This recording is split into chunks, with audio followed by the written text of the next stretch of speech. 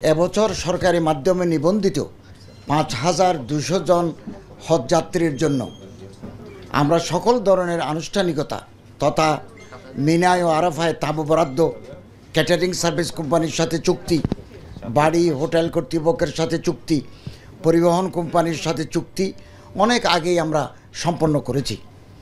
এখন তাদের বিচার কার্যক্রম চলমান রয়েছে এবং আমরা আশা করছি অল্প কিছুদিনের মধ্যে ভিসা প্রক্রিয়াকরণ সম্পন্ন হবে। ইনশাআল্লাহ আমাদের হজযাত্রীরা আগামী ২৯শে এপ্রিল হতে হজের উদ্দেশ্যে ফ্লাইট শিডিউল মোতাবেক সৌদি আরব গমন করবেন।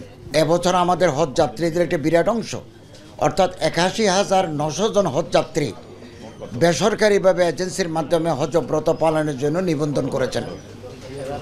সৌদি সরকারের এজেন্সি প্রতি ন্যূনতম হজযাত্রীর বাধ্যবাধকতার কারণে মোট ৭৫৩টি এজেন্সির অধীনে নিবন্ধিত সকল হজযাত্রীরা ৭০টি লিড এজেন্সির মাধ্যমে হজ পালন করবেন। ধর্ম বিষয়ক মন্ত্রণালয়ের প্রত্যক্ষ তত্ত্বাবধানে কঠোর মনিটরিং ও ফলো আপ তৎপরতার কারণে সৌদি সরকারের বেঁধে দেওয়া সময় ১৪ই ফেব্রুয়ারি ২০২৫ তারিখের মধ্যে বেসরকারিভাবে এজেন্সির মাধ্যমে নিবন্ধিত হজযাত্রীদের জন্য কেবল মিনা ও আরাফায় তাঁবু বরাদ্দ গ্রহণ, ক্যাটারিং সার্ভিস কোম্পানির সাথে চুক্তি, এই দুটি অ্যাক্টিভিটি সম্পন্ন হয়। পরবর্তীতে সৌদি সরকার মক্কা মদিনার বাড়ি ভাড়া ও পরিবহন কোম্পানির সাথে চুক্তির সময় ২৫ মার্চ ২০২৫ পর্যন্ত বৃদ্ধি করে এবং তারা এই বিষয়ে কঠোর সতর্কবার্তা জারি করে। সতর্কবার্তায় সৌদি সরকার জানান যে ২৫ মার্চের মধ্যে অনলাইন নুসুক মাশআর প্ল্যাটফর্মে বাড়ি ভাড়া ও পরিবহন চুক্তি করতে সক্ষম না হলে সংশ্লিষ্ট হজযাত্রীরা ২০২৫ সনে হজ করতে পারবেন না। সৌদি সরকারের এই সতর্কবার্তার গুরুত্ব উপলব্ধি করে ২৫ মার্চের মধ্যে অনলাইন প্ল্যাটফর্মে বাড়ি ভাড়া ও পরিবহন চুক্তি সম্পন্ন করার জন্য হজ অফিস জাদ্দা কর্তৃক হজ এজেন্সিগুলোকে ১৯ ফেব্রুয়ারি ২০২৫, ২০ মার্চ ২০২৫ তারিখ দুটি পত্র এবং ধর্ম বিষয়ক মন্ত্রণালয় হতে এজেন্সিগুলোকে ২২ ফেব্রুয়ারি ২৫, ১৩ই মার্চ ২৫, ১৭ মার্চ ২৫, ২৪ মার্চ ২৫, ২৬ মার্চ ২৫ সর্বমোট ৮টি পত্র, অসংখ্যবার খুদে বার্তা এবং হোয়াটসঅ্যাপ গ্রুপে প্রায় প্রতিদিনই এ সংক্রান্ত নানা তাগিদ দেওয়া হচ্ছে। আমার সচিব মহোদয়, হজ অনুবিভাগের কর্মকর্তারা, মক্কা হজ মিশনের কর্মকর্তাগণ, হজ এজেন্সি ও এয়ারলাইন্সের প্রতিনিধিদের অংশগ্রহণে গত ২৬ ও ২৭ ফেব্রুয়ারি ২৫, ১০, ১৫, ১৬, ১৮, ১৯, ২০, ২১, ২২, ২৪, ২৫, ২৮, ২৯, ৩০, ৩১ মার্চ এবং ১ ও ৭ এপ্রিল ২৫ খ্রিস্টাব্দ জুম প্ল্যাটফর্মে সভা করা হয়েছে। হজযাত্রীদের হজ পালন নিশ্চিত করার লক্ষ্যে প্রতিটি সভায় সৌদি সরকারের নির্ধারিত সময়ের মধ্যে নুসুক মাশআর প্ল্যাটফর্মে বাড়ি ভাড়া রিকোয়েস্ট সাবমিট ও পরিবহন চুক্তি সম্পন্ন করার জন্য এজেন্সিগুলোকে বারবার অনুরোধ জানানো হয়েছে। ২৫ মার্চ ২০২৫ রাত ৩টা পর্যন্ত আমাদের কর্মকর্তারা অব্যাহতভাবে চেষ্টা চালিয়ে যাচ্ছেন। তারপরও কিছু সংখ্যক এজেন্সি নির্ধারিত সময়ের মধ্যে নুসুক মাশআর প্ল্যাটফর্মে বাড়ি ভাড়া রিকোয়েস্ট সাবমিট করেনি।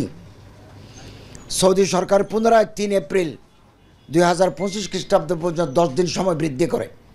আমার সচিব মহোদয় ঈদের ছুটির মধ্যে সকল হজ এজেন্সি ও এয়ারলাইন্স সমূহকে নিয়ে সভা করেন। এই সভায় এজেন্সি সমূহকে যথাসময়ে নুসুক মাশআর প্ল্যাটফর্মের মাধ্যমে বাড়ি ভাড়া ও পরিবহন চুক্তি সম্পন্ন করার জন্য তাগিদ দেন। গত ৩ এপ্রিল বাংলাদেশ সময় রাত ৩টায় নুসুক মাশআর প্ল্যাটফর্মটি বন্ধ হয়ে যায়। এর একদিন পর ৫ এপ্রিল সৌদি সরকার পুনরায় নুসুক মাশআর প্ল্যাটফর্ম খুলে দিয়েছেন, তবে এটি যে কোনো সময় বন্ধ করে দেওয়া হতে পারে। উপস্থিত সাংবাদিকবৃন্দ, সর্বশেষ গতকাল ৭ এপ্রিল আমার মন্ত্রণালয়ের কর্মকর্তারা হজ এজেন্সি সমূহের সাথে জুম প্ল্যাটফর্মে সভা করেছেন। এজেন্সির দেওয়া তথ্য অনুসারে ৮ এপ্রিল দুপুর ১২টা ৩০ পর্যন্ত মক্কায় ১,১২৬ জন এবং মদিনায় ১,০৬৭ জন হজযাত্রী নুসুক মাশআর প্ল্যাটফর্মে হোটেল বা বাড়ি ভাড়ার রিকোয়েস্ট এখনও সাবমিট করা হয়নি।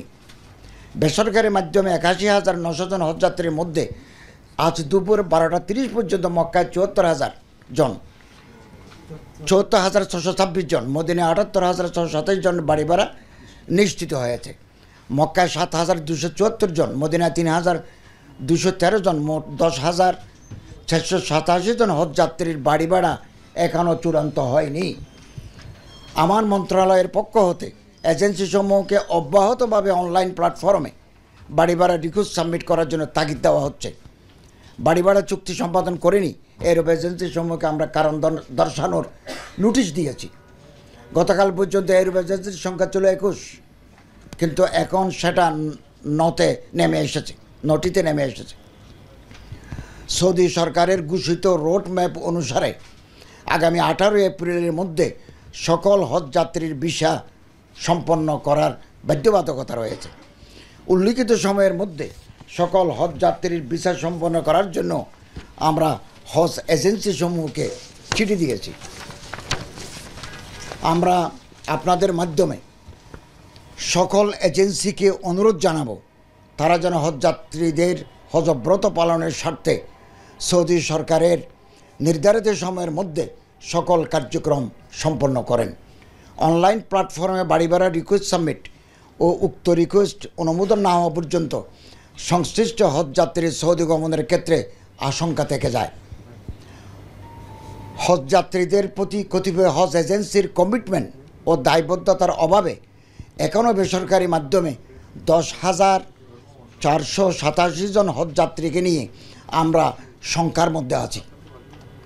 আমরা আপনাদের মাধ্যমে স্পষ্ট করে বলতে চাই, কোনো এজেন্সির অবহেলা বা গাফিলতির কারণে একজন হজযাত্রীও যদি হজ করতে না পারেন, সেই দায় সংশ্লিষ্ট এজেন্সিকে নিতে হবে। এই দায় কোনোভাবে ধর্ম বিষয়ক মন্ত্রণালয় বহন করবে না। কোনো এজেন্সির অবহেলা ও দায়িত্বহীনতাকে ধর্ম মন্ত্রণালয় বরদাস্ত করবে না।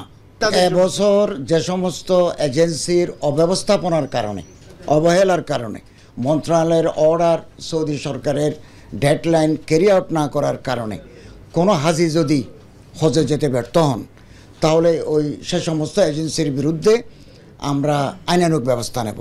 আইনানুগ ব্যবস্থার মধ্যে আছে তাদের লাইসেন্স আমরা বাতিল করে দেব, তাদের যেটা জামানত আছে সেটা বাজেয়াপ্ত করব, এবং তাদের বিরুদ্ধে ফৌজদারি মামলা আমরা দায়ের করব। এবং চিফ অ্যাডভাইজার মহোদয়ের সাথে আমাদের বৈঠক হয়েছে। আমরা একটা অ্যাপস উদ্বোধন করব, আপনাদের দাওয়াত দেব। হজ একটা অ্যাপস, নতুন অ্যাপস আমরা চালু করতে যাচ্ছি, আপনাদেরকে অবহিত করব।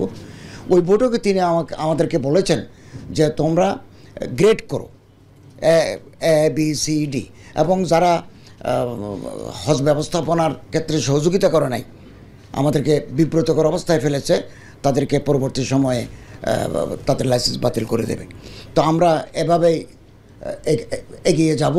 তবে আমরা এই মুহূর্ত পর্যন্ত আশা করছি আপনাদের মাধ্যমে কিছুক্ষণের ভিতরে যখন এ খবর ছড়িয়ে পড়বে, আমরা আশা করছি তারা এখনও ওই সৌদির নুসুক মাশআর অ্যাপসটা খোলা আছে। সরকারিভাবে বন্দর ঘোষণা থাকা সত্ত্বেও ওনারা এটা আস্তে আস্তে যাচ্ছেন, ধীরে ধীরে যাচ্ছেন, খোলা রাখছেন। এখনও রিকোয়েস্ট দিলে গ্রহণ করবে।